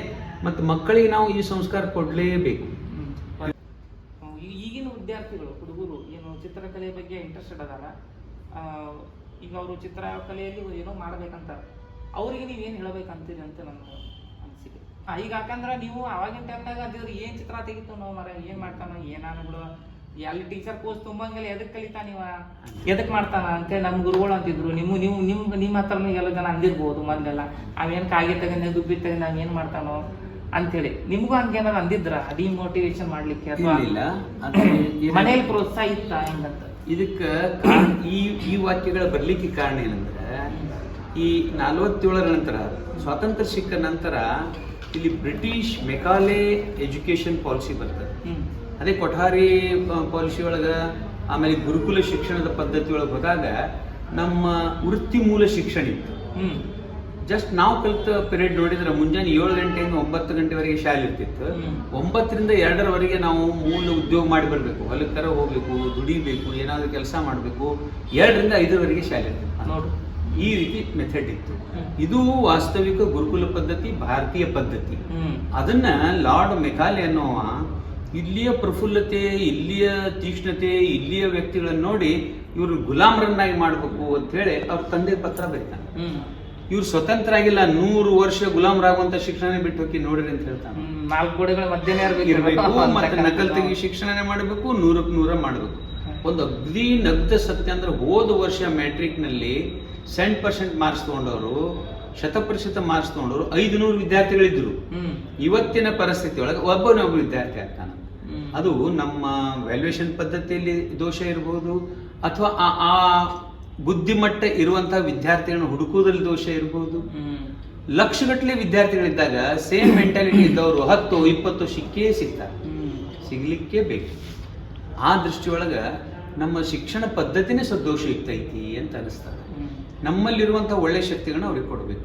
ಅದಕ್ಕೆ ಗಾದೆ ಮಾತು ಹೇಳ್ತಾರೆ, ಕೃಷಿ ಪ್ರಥಮ, ವ್ಯಾಪಾರ ಮಧ್ಯಮ, ನೌಕರಿ ಕನಿಷ್ಠ ಅಂತ ಹೇಳಿ. ಇದು ಗಾದೆ ಮಾತು. ಅದಕ್ಕೆ ನಮ್ಮ ಶಿಕ್ಷಣ ಹೆಂಗಿರ್ಬೇಕಂದ್ರೆ ಪೂರಕವಾಗಿ, ಬದುಕಿಗೆ ಪೂರಕವಾಗಿರ್ಬೇಕು ಅಂತ ಶಿಕ್ಷಣ. ಮತ್ತು ಅದು ಬಾಲ್ಯಾವಸ್ಥೆಗಳು ನಾವು ಚಿತ್ರಗಳ ಮುಖಾಂತರ ಹೋದ್ವಿ ಅಂದ್ರೆ ಅದು ಏನೆಲ್ಲ ಕಲಿಸ್ತದೆ ಚಿತ್ರ, ಅದ್ರ ಮುಖಾಂತರ ಮೂವ್ ಆಗೋದು. ಅದಕ್ಕೆ ಅವ್ರು ಏನು ಮಾಡಿದ್ರು, ಮೊದಲಿನವರು ಈ ಚಿತ್ರ 8, 9, 10ನೇ ವರ್ಗದೊಳಗೆ ಒಂದು ಚಿತ್ರಕಲೆ ಶಿಕ್ಷಣ ಇಟ್ಟೇ ಬಿಡೋದು. ಚಿತ್ರಕಲಾ ವೃತ್ತಿನೇ ಬೇಕಂತಿಲ್ಲ, ಶಿಲ್ಪಿನೇ ಆಗ್ಬೇಕಂತೇನಿಲ್ಲ, ಆದ್ರೆ ಕೆಲಸದಲ್ಲಿ ತೊಡಗಿಸುವಂತ ಕ್ರಿಯೆ ಮಾಡ್ತದೆ ಚಿತ್ರ. ತೊಡಗಿಸ್ತದ ಮನುಷ್ಯನ ತೊಡಗಿಸ್ಲಿಕ್ಕೆ ಅದೊಂದು ಈಸಿ ಮೀಡಿಯಾ. ಆ ದೃಷ್ಟಿಯಿಂದ ಅಷ್ಟರವರೆಗೆ ಅಂತ ನಾವು ಕಲಿಯಬೇಕು. ಮುಂದೆ ಅವ ಕಲಾವಿದ ಆಗ್ಬೇಕಂದ್ರೆ ತನ್ನ ಶಕ್ತಿಯ ಮೇಲೆ ತನ್ನ ಒಂದು ಪರಿಶ್ರಮದ ಮೇಲೆ ಅವ ಮುಂದುವರಿತಾನ. ಇನ್ನೊಂದು ಮಾತು ಕೇಳಿದೆ ಸರ್ ನಾನು, ಅದು ಈಗ ನಿಮಗೂ ಗೊತ್ತಿರ್ಬೋದು, ಅದು ಮೊದಲು ಅಂತಿದ್ರಲ್ಲ, ಹುಡುಗರು ಯಾವುದು ಬೇರೆ ಬೇರೆ ಕಡೆ ಮೈಂಡ್ ಡೈವರ್ಟ್ ಆಗಬಾರ್ದು ಅಂತೇಳಿ ಕಸೂತಿ ಮಾಡಕ್ ಹಚ್ಚೋದು, ಪೇಂಟಿಂಗ್ ಮಾಡಕ್ ಹಚ್ಚೋದು, ರಂಗೋಲಿ ಹಾಸಕ್ ಹಚ್ಚೋದು, ಹೌದಲ್ರಿ ಸರ್? ಹೌದು, ಇವು ಒಳ್ಳೆ ಹವ್ಯಾಸಗಳನ್ನ ಮನುಷ್ಯ ಮುದ್ದಾಮಿಗೆ ಹಚ್ಕೋಬೇಕಾಗುತ್ತೆ. ಇದನ್ನ ಹವ್ಯಾಸ ಅಂತೂ ಹಚ್ಕೋಬಹುದು, ವೃತ್ತಿ ಅಂತೂ ಮಾಡ್ಬೋದು. ಇದು ವೃತ್ತಿ ಅಂತ ಹೋದಾಗ ಇದ್ರ ಬೇಸ್ನಲ್ಲೇ ಚೇಂಜಸ್ ಆಗ್ತಾವ. ಈಗ ಟೆಕ್ನಿಕಲ್ ಫೀಲ್ಡ್ ಎಲ್ಲ ಇದ್ರ ಬೇಸ್ ಮೇಲೆ ಇರ್ತಾವ, ಸೂಕ್ಷ್ಮತೆ ಬೇಸ್ ಮೇಲೆ ಇರ್ತಾವ. ಹೋಗ್ಲಿ ಡಾಕ್ಟರಿ ಸರ್ವಿಸ್ ಮಾಡುವಾಗಲೂ ಕೂಡ ಸೂಕ್ಷ್ಮತೆನೇ ಬೇಕಾಗ್ತದೆ. ಆ ಕಾರಣಕ್ಕೂ ಚಿತ್ರಕಲೆ ಮಾಡಲಿಕ್ಕೆ ಬೇಕಾಗ್ತದೆ. ಇದು ಅವಶ್ಯವಾಗಿ ಇದನ್ನು ಇಟ್ಕೊಂಡ ಮುಂದೆ ಹೋಗ್ಬೇಕಾಗುತ್ತೆ. ಅದಕ್ಕೆ ಇವತ್ತಿನ ಶಿಕ್ಷಣ ಪದ್ಧತಿಯಲ್ಲಿ ಅವಶ್ಯವಾಗಿ ನಾವು ಚಿತ್ರಕಲೆ ಮುಖಾಂತರ ಹೋಗಬೇಕು. ನಾವು ಪ್ರೈಮರಿಲಿದ್ದಾಗ ಒಬ್ಬ ಶಿಕ್ಷಕ 3-4 ಶಾಲೆ ತಿರುಗ್ತಿದ್ದ, ವಾರಕ್ಕೆ 2 ದಿವಸ ಬರ್ತಾ ಇದ್ದ. ಅವ್ನು ಬರೋದ್ರಿಂದ ನಮಗೆ ವೈಭವ. ಚಿತ್ರಕಲಾ ಶಿಕ್ಷಕ ಬಂದ ಅಂದ್ರೆ ಭಾಳ ಖುಷಿ ಆಗ್ತಿತ್ತು ನಮಗೆ. ಮತ್ತು ಖುಷಿಯ ಮಾಧ್ಯಮದಿಂದ ನಾವೆಲ್ಲ ಶಿಕ್ಷಣ ಕಲಿಯೋದು ಒಳ್ಳೆಯದು, ಅತಿ ಗಂಭೀರವಾಗಿ ಕಲಿಯೋದು ಒಳ್ಳೆಯದು ಅನ್ನೋದು ವಿಚಾರ ಮಾಡಿದಾಗ ನಮ್ಮ ಭಾರತೀಯರ ಬದುಕೇ ಕಲಾಮಯ ಐತಿ. ಯಾಕಂದ್ರೆ ಅವ್ರು ತನ್ನ ಬದುಕನ್ನ ಕಲಾಮಯವಾಗಿ ತಗೊಂಡು ಹೋಗಿದ್ದಾರೆ. ಈಗ ಹಬ್ಬ ಆಚರಣೆಗಳು, ಕೋಲಾಟ, ಒಂದಲ್ಲ, ಹೆಜ್ಜೆ ಕುಣಿತ, ಕಲ್ಲಲ್ಲಿ ದೇವರು ಕಂಡಾನ, ನೀರೊಳಗೆ ದೇವರು ಕಂಡಾನ, ದೇವರುಗಳು ಸಾಕಷ್ಟು ದೇವರುಗಳು. ಅಲ್ಲಿ ತನ್ನ ಮೆಡಿಟೇಷನ್ ಮುಖಾಂತರ ಮನಸ್ಸನ್ನ ಗಟ್ಟಿ ಮಾಡ್ಕೊಂಡು ಮುಂದುವರಿತಾನ. ಆ ಕಾರಣಕ್ಕೆ ಚಿತ್ರಕಲಾ ಬೇಸ್ ಮೇಲೆ ಹೋಗ್ಬೇಕು. NCERT ದಿಲ್ಲಿಯ ಶೈಕ್ಷಣಿಕ ಸಂಶೋಧನಾ ಸಂಸ್ಥೆಗಳು ಇದ್ರ ಬೇಸ್ ಮೇಲೆ ಮುಂದೆ ಹೋಗಿದಾವೆ, ಕಲಾ ಬೇಸ್ ಮೇಲೆ ಅದಾವು. ಅದಕ್ಕೆ ಸ್ವತಂತ್ರ ಭಾರತ ಆದ ನಂತರ ಶಿಕ್ಷಣ ಪದ್ಧತಿ ಒಳಗೆ ಒಂದು 27 ಪ್ರಾಕ್ಟಿಕಲ್ ವಿಷಯಗಳನ್ನ ಇಟ್ಟಿದ್ರು. ಅದರೊಳಗೆ ವಿದ್ಯಾರ್ಥಿಗಳಿಗೆ 1 ಅಥವಾ 2 ಇಡಲೇಬೇಕಂತೂ ಇತ್ತು. ಬರ್ಬರ್ತಾ ಕೇವಲ ನಾವು ಈ ಬುಕ್ಕಿಶಕ್ಕೆ ಅಂಟ್ಕೊಂಡು A ಭಾಗ B ಭಾಗ ಮಾಡಿ B ಭಾಗವನ್ನು ತಿರಸ್ಕಾರ ಮಾಡಿದ್ದಕ್ಕೆ ನಾವು ವೃತ್ತಿಯಿಂದ ದೂರ ಉಳಿತಾ ಇದ್ದೇವೆ. ಇವತ್ತಿನ ಮೂಲ ಕಲೆಯನ್ನು ಕಳ್ಕೊಳ್ತಾ ಇದ್ದೀವಿ. ಮೂಲ ಕಲೆ ಒಂದಲ್ಲ, ಮೂಲ ಕಲೆ ಒಂದು ವೃತ್ತಿಗೆ ಬೇಸ್ ಆಗುತ್ತದೆ. ಮುಂದೆ ಅದು ಕಾರ್ಪೆಂಟರ್ ಇರ್ಬೋದು, ಹಾರ್ಟಿಕಲ್ಚರ್ ಇರ್ಬೋದು, ಅಗ್ರಿಕಲ್ಚರ್ ಇರ್ಬೋದು, ಯಾವುದೇ ವೃತ್ತಿ, ಲೇತ್ ಮಷಿನ್ ವರ್ಕ್ ಮಾಡೋದಿರ್ಬೋದು, ಸಿವಿಲ್ ಇಂಜಿನಿಯರಿಂಗ್ ಇರ್ಬೋದು, ಇದ್ರ ಬೇಸ್ ಮೇಲೆ ಅವೆಲ್ಲ ಬರ್ತಾವೆ. ಆ ಕಾರಣಕ್ಕೆ ಪ್ರಾಥಮಿಕ ಹಂತದೊಳಗೆ, ಮಾಧ್ಯಮಿಕ ಹಂತದೊಳಗೆ ಅವಶ್ಯವಾಗಿ ಅವರಿಗೆ ಒಂದು ಸಿಲೆಬಸ್ ಮಾಡಿ ಇಡಲೇಬೇಕು. ಇಟ್ಟಾಗ ನಾ ಮುಂದುವರಿತಾನೆ. ಈ ಸಾಲಿಡ್ ಜಾಮೆಟ್ರಿಗಳು ಒಂದು 10 ಪ್ರಾಬ್ಲಮ್ಸು ಅಪ್ ಟು ಮ್ಯಾಟ್ರಿಕ್ವರೆಗೆ, ಇದಕ್ಕೂ ಕೂಡ ಒಂದು ಎಕ್ಸಾಮ್ ಇಡಬೇಕು. ಎಕ್ಸಾಮ್ ಇಟ್ಟು ಅಂಕಗಳನ್ನ ಹಾಕೋದು ಆಗಲಿ, ಅಥವಾ ಯಾವಾಗಿದು A ಭಾಗಕ್ಕೆ ಅಂಕ ಹಾಕ್ತದೆ ಅಂದ್ರೆ ಅದಕ್ಕೂ ಅಂಕ ಹಾಕಬೇಕು. ಗ್ರೇಡ್ ಕೊಟ್ಟರೆ ಅದಕ್ಕೂ ಗ್ರೇಡ್ ಕೊಡಬೇಕು. ಅಥವಾ ಪರೀಕ್ಷಾ ಪದ್ಧತಿನೇ ತೆಗೆದು ಬಿಡಬೇಕು. ಹೆಂಗೀಗ ದ್ರೋಣಾಚಾರ್ಯ ಎಲ್ಲರಿಗೂ ಬಿಲ್ ವಿದ್ಯೆ ಕಲಿಸಿದ್ರು. ಒಮ್ಮೆ ಟೆಸ್ಟ್ ತಗೋತಾರೆ, ಯಾರ್ಯಾರು ಅಲ್ಲೊಂದು ಪಕ್ಷಿ ಕಟ್ಟಿವಿ, ಆ ಪಕ್ಷಿಗೆ ಏನೇನು ಕಾಣ್ತೈತಿ, ಕಣ್ಣಿಗೆ ಹೊಡಿಬೇಕೈತಿ, ಏನು ಕಾಣ್ತೈತಿ ಹೇಳಿದಾಗ ಎಲ್ಲರೂ ತಪ್ಪು ಉತ್ತರ ಹೇಳ್ತಾರೆ. ಹಿಂದಿಂದೆಲ್ಲ ಪ್ರಕೃತಿ ಹೇಳ್ತಾರೆ, ಆದರೆ ಅರ್ಜುನ್ ಒಬ್ಬನೇ ಕಣ್ಣು ಬಿಟ್ಟು ನನಗೆ ಏನೂ ಕಾಣ್ತಾ ಇಲ್ಲ ಅಂತ ಹೇಳ್ತಾರೆ. ಹಂಗೆ ನಮ್ಮಲ್ಲಿರುವಂಥ ಶಕ್ತಿ ಅವ್ರಿಗೆ ಕೊಡೋದಷ್ಟೇ ಕೆಲಸ ಆಗಬೇಕು. ಅವ್ರವ್ರ IQ ಮೇಲೆ ಹೆಚ್ಚು ತಗೋಬೋದು, ಹೆಚ್ಚು ಪಿಕಪ್ ಮಾಡ್ಬೋದು, ಕಡಿಮೆ ಪಿಕಪ್ ಮಾಡ್ಬೋದು. ಮುಂದೆ ತನ್ನ ಬದುಕಿನಲ್ಲಿ ಆ ವೃತ್ತಿ ಸಿಕ್ಕಾಗ ಅವನು ಕ್ಯಾಚ್ ಮಾಡಿ ಅದನ್ನು ಮುಂದುವರಿತಾನೆ. ಸರ್, ಮತ್ತೊಂದು ವಿಷಯ, ತಾವು ಪುಸ್ತಕಗಳನ್ನು ಬರೆದಿದೆ ಅಂತ ನಾನು ಕಲಾ ಸಾಹಿತ್ಯ ಮಾಡಿದ್ದೆ. ಯಾವ ಪುಸ್ತಕಗಳನ್ನು ಬರೆದಿದ್ರಿ ಏನು ಸ್ವಲ್ಪ ಹೇಳಿದ್ರೆ? ಕಲಾ ಸಾಹಿತ್ಯದೊಳಗೆ ಪ್ರಥಮ ಪುಸ್ತಕ 68ನೇ ಕನ್ನಡ ಸಾಹಿತ್ಯ ಸಮ್ಮೇಳನ ನಡೆದಿತ್ತು ಬಾಗಲಕೋಟೆಯಲ್ಲಿ. ಅಲ್ಲಿ ಶಾಂತಾದೇವಿ ಮಾಳ್ವಾಡ್ ಅನ್ನೋರು ಸರ್ವಾಧ್ಯಕ್ಷರಿದ್ದರು. ಅಲ್ಲಿ ಮಲ್ಲಿಕಾ ಗಂಟಿಯವರು ಮತ್ತು ಒಂದು ಸಮಿತಿಯವರು ಪುಸ್ತಕಗಳನ್ನ ಪ್ರಿಂಟ್ ಮಾಡ್ಲಿಕ್ಕೆ 68ನೇ ಸಾಹಿತ್ಯ ಸಮ್ಮೇಳನ 68 ಪುಸ್ತಕ ಪ್ರಿಂಟ್ ಮಾಡ್ಬೇಕಂತ ಹೇಳಿತ್ತು. ನಾನು ಆಗಾಗ ಬರೆದ ಲೇಖನಗಳ ಸಂಗ್ರಹ ಮಾಡಿ ಇಟ್ಟಿದ್ದೆ, ಇದನ್ನು ಪ್ರಿಂಟ್ ಮಾಡಿರಿ ಅಂತ ಕೊಟ್ಟಿದ್ದೆ. ಅದು ಅಲ್ಲಿ ರಿಜೆಕ್ಟ್ ಆಯ್ತು. ರಿಜೆಕ್ಟ್ ಆಗ ಆ ಪುಸ್ತಕವನ್ನು ನಾನು ಕೇಂದ್ರ ಕಾರ್ಯಾಲಯ ಕನ್ನಡ ಸಾಹಿತ್ಯ ಪರಿಷತ್ತು ಬೆಂಗಳೂರಿಗೆ ಕಳಿಸಿದ್ದೀವಿ. ಅಲ್ಲಿ ನಮಗ ಮಾರುತಿ B.Ed ಮಾಡ್ತಾ ಇದ್ದ, ಅವನು ಬೈ ಹ್ಯಾಂಡ್ ಸಬ್ಮಿಟ್ ಮಾಡಿ ಬಂದ. ಸ್ವಲ್ಪ ದಿವಸದೊಳಗೆ ನಿಮ್ಮ ಪುಸ್ತಕ ಆದಿಚುಂಚನಗಿರಿ ದತ್ತಿ ವಿಭಾಗದೊಳಗೆ ಪ್ರಕಟಣೆಗೆ ಆಯ್ಕೆ ಆಗಿದೆ ಅಂದರು. ಪ್ರಕಟ ಮಾಡ್ರಿ ಅಂದಿವಿ. ಅವು ಪ್ರಥಮ ಮುದ್ರಣ 1000 ಪ್ರತಿ ಮುಗಿದು ಈಗ ದ್ವಿತೀಯ ಮುದ್ರಣಕ್ಕೆ ತಯಾರಿಯಾಗಿದೆ. ಆಮೇಲೆ ಲಲಿತ ಕಲಾ ಅಕಾಡೆಮಿಯವರು ಒಂದು ಪುಸ್ತಕ ಬರೆಯಕ್ಕೆ ಕೊಟ್ಟರು, ಕಸೂತಿ ಚಿತ್ರಕಲೆ, ಅದನ್ನು ಕೂಡ ಬರೆದ್ವಿ. ಆಮೇಲೆ ಧಾರವಾಡದ ಇತಿಹಾಸ ಸಂಶೋಧನಾ ಮಂಡಳದವರು ಒಂದು ಪುಸ್ತಕ ಬರೀರಿ ಅಂತ ಹೇಳಿದ್ರು. ಗ್ಲಾಸ್ ಪೇಂಟಿಂಗ್ ಮೇಲೆ ಪ್ರಾಚೀನ ಚಿತ್ತಾರಗಳಂತ ಅಲ್ಲೊಂದು ಬರ್ಕೊಟ್ಟು. ಈ 3 ಪುಸ್ತಕಗಳು ಇವತ್ತು ಒಂದು ಪುಸ್ತಕ ಪೂರ್ತಿ ಮುಗಿದದ 2ನೇ ಮುದ್ರಣಕ್ಕೆ ಕೊಟ್ಟಿದೆ. ಅದು ಕೂಡ ಮೊನ್ನೆ ಅವರು ಆಯ್ಕೆ ಮಾಡಿ ಪ್ರಕಟಣೆ ನಡೆದಿದೆ ಕೆಲಸ ಅಂತ ಹೇಳಿದರು. ರೀತಿ 3 ಪುಸ್ತಕಗಳಾಗಿವೆ. ಇನ್ನು ಒಂದು ಪುಸ್ತಕ ಪ್ರಕಟಣೆ ಆಗಿಲ್ಲ, ಲಲಿತ ಕಲಾ ಅಕಾಡೆಮಿಗೆ ಸಬ್ಮಿಟ್ ಮಾಡಿದೆ. ಅಂದರೆ ನಿಮ್ಮಂಥ ಕಲಾವಿದರು ಮಾಡಿದಂಥ ಕಲಾಕೃತಿಗಳ ಪ್ರದರ್ಶನದ ವಿಮರ್ಶೆ ಬರೆದಂಥ ಪುಸ್ತಕ, ಅದನ್ನು ಲಲಿತ ಕಲಾ ಅಕಾಡೆಮಿ ಕೊಟ್ಟಿದ್ದೇನೆ. ಮತ್ತೊಂದು ಕಾವ್ಯ ಕವನ ಸಂಕಲನ ರಾಷ್ಟ್ರೋತ್ಥಾನ ಬಳಗದವ್ರು ಕೊಟ್ಟಿದ್ದೇನೆ. ಇವೆರಡು ಇನ್ನು ಬರುವ ದಿವಸಗಳಲ್ಲಿ ಪ್ರಿಂಟ್ ಆಗಿದೆ. ನಿಮಗೆ ಇನ್ನೊಂದು ಕೇಳಬೇಕಂದ್ರೆ ಇಲ್ಲ ಒಂದು ಏನಂದ್ರೆ ಚಿತ್ರಕಲಾ ಫೀಲ್ಡ್ಗಳನ್ನ ಇಂಥದ್ದು ಮಾಡಬೇಕಾಗಿತ್ತು ಅಂತಕ್ಕಂಥದ್ದು ಏನಾದರೂ ಅದನ್ನೊಂದು ಒಂದು ಇನ್ನು ಮುಂದೆ ಮಾಡಬೇಕು. ಅಂದ್ರೆ ನೀವು ನಾನು ನಿಮಗೆ ಅನಿಸಿದೆ ಇಷ್ಟು ಎಲ್ಲ ನಾನು ಮಾಡಿದೆ, ಆಲ್ಮೋಸ್ಟ್ ಪುಸ್ತಕ ಬರೆದೆ, ಎಕ್ಸಿಬಿಷನ್ಸ್ ಮಾಡಿದೆ, ಎಲ್ಲ ನೀವು ಯೋಗ ಸಾಧನೆ ಇರ್ಬೋದು ಭಾಳಷ್ಟು ಎಲ್ಲ ನೋಡಿದ್ವಿ, ನಾವು ಕೇಳಿದ್ವಿ, ನಿಮ್ಮ ಮನೆಗೆಲ್ಲ ಬಂದು ನಾವು ನೋಡಿದ್ದೀವಿ ಪ್ರತ್ಯಕ್ಷವಾಗಿ, ನಿಮ್ಮ ಪೇಂಟಿಂಗ್ಸ್ ಆಗಿರ್ಬೋದು.